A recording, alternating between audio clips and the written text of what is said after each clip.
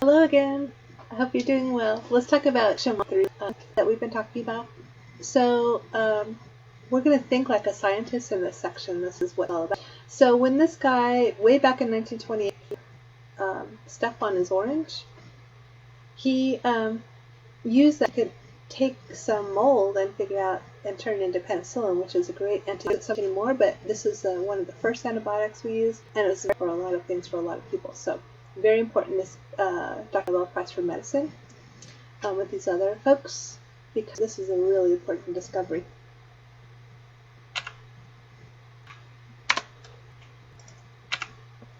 So, how did chemistry come about? Way back in the day, there was these. You see these a lot in like movies and cartoons about these wizards and alchemists way back in the day. These were real people that were trying to do things with chemistry with cool equipment that they invented. So let's talk about that. So they developed really cool tools and techniques that chemists used later on. So these were really the first chemists. They were doing weird things, but they were trying to change metals into gold because, that'd be cool if you could do that and make a lot of money. But that never worked because it's not something you can do. So they figured out how to use different techniques. Like, I don't know if you've ever seen a mortar and pestle, but this little thing grinds up. A lot of times it's used for herbs and spices, and then you can grind them up into smaller amounts. And we use this in pharmacology for making medications as well. So later on, chemists nowadays use a mortar and pestle. And I have one in my back room that we use sometimes for labs. So it's a way of separating, purifying things. And alchemists, way back in the day, figured out how to make all of these things, all of these types of instruments and pieces of equipment that we can use in the lab today. So they came up with all this cool stuff. So before we had, way back in the day, people just kind of mixed stuff together, trying to figure out what was going on. But this chemist named Lavoisier helped change alchemy into chemistry. So he did a lot of work to make chemistry more of an experimental science, so we were looking at real facts. So this chemist figured out how to take a science of observation, like alchemy, into a science of measuring things. So we use measurement a lot in chemistry. So you'll see that when we do things in lab, that we have to measure things. So here's an example of his lab that he had way back in the day. I think he was in France.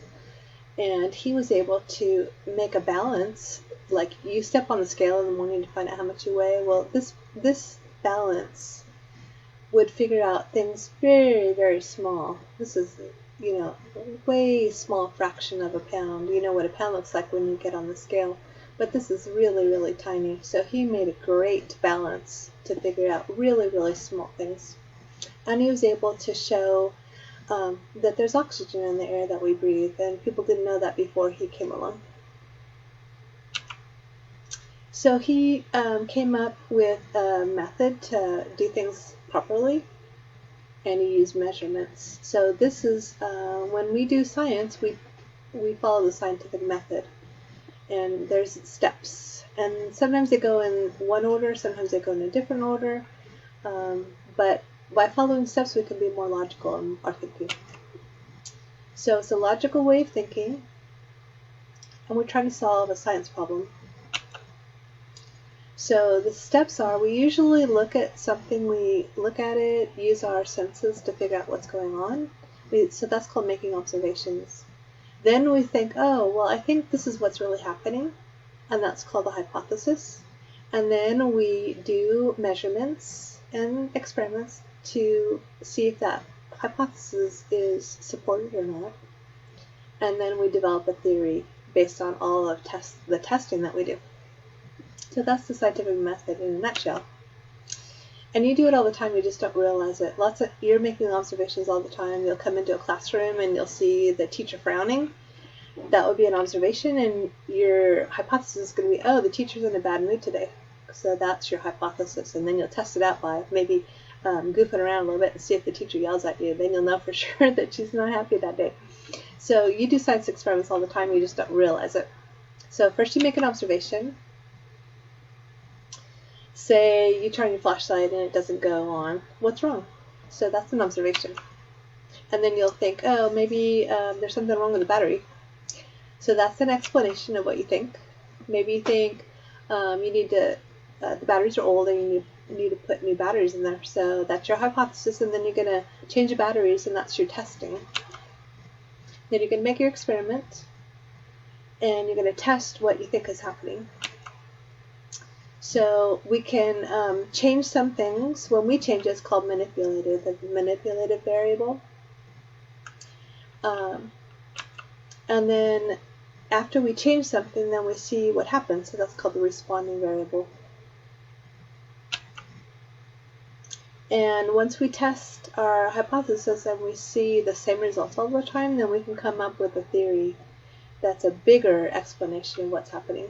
And it's something that's not going to change. Theories are really, really set in stone until something really big changes up. So we test a lot. It's a well-tested explanation for lots and lots and lots of observations that we've seen. That's a theory. So we'll talk about theories in this class. And sometimes we have to change a theory if we get new observations or new results that change what we think is happening with the theory. So theories are educated explanations of lots and lots of observations and experiments, and it takes a while to come up with a theory, but sometimes we have to change a theory or modify it. And a law is a statement that summarizes all of our observations and experiments.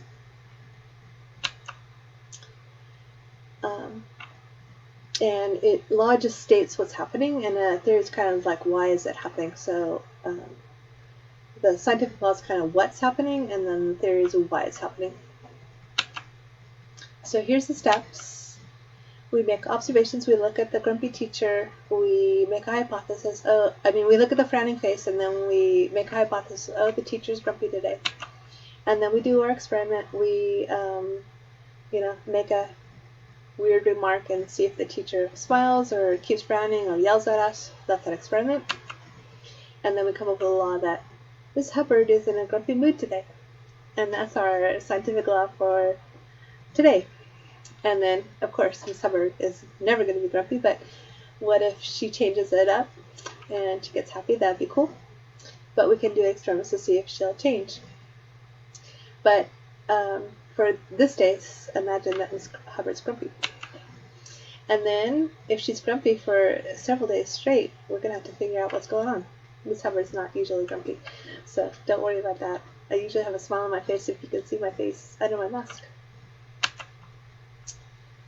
And so if we can do many, many, many experiments, we come up with a theory. If all those experiments hold true, then we're going to come up with scientific law. So the what and the why, we're going to figure out. And lots of times we can go back and forth.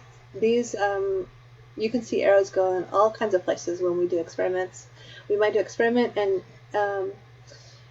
have to change our hypothesis. We might see a new observation and have to change our hypothesis. So a lot of these things are in flux. Things don't always have to go in a straight line. They can loop back and you can change something or modify it. So that's why science is kind of cool, because we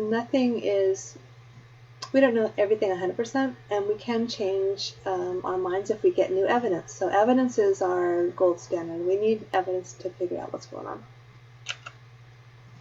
And when you're doing science, we want to collaborate and communicate, because one person might find some really cool idea, and if they don't tell everybody else, then it's going to affect a lot of people. So if you're trying to figure out how a virus is working, or a bacteria, or how a star is made, and you don't tell everybody, then everybody else is going to have to go do the same work again, and that's not fun. So we need to work together. So every scientist can help everybody else if we all work together and we don't just try to be on our own. And it's teamwork that makes it work.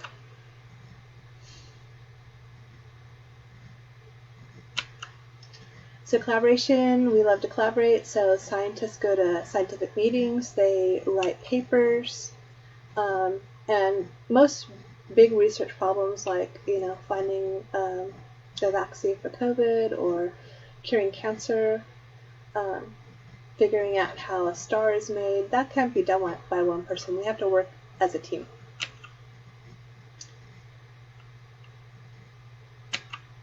So collaboration is very important. We'll collaborate as best we can when we do labs and help each other get the answers together. But chemistry is really it's great to work together with other folks. And when you go into college, other college classes, you'll have labs where you need to work together. It's really important. And we communicate all different ways. Scientific conferences are the big one, and writing papers and publishing them is another big communication way that scientists work.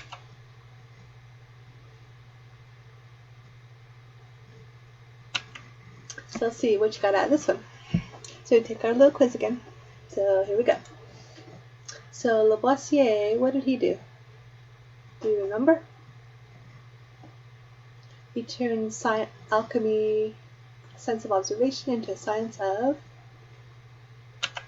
you're right, measurement. Good job. So what's a hypothesis? Take a look at these and decide.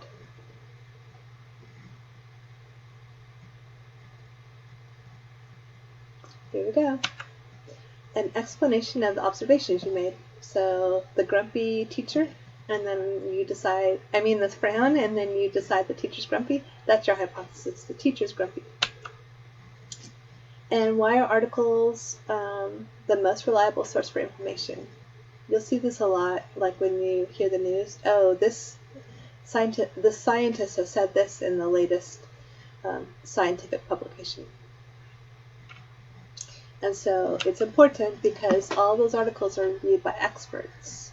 So we don't just, scientists can't just put out information without other people looking at it and deciding if their information is valid. So we're really careful about reviewing things before we put it out to the public because we don't want people to be misinformed. So science is very, very, very careful in doing this. Alright, I hope you liked listening to this, and I hope you learned a little bit. It's good to see you again. I'll talk to you soon. Bye-bye.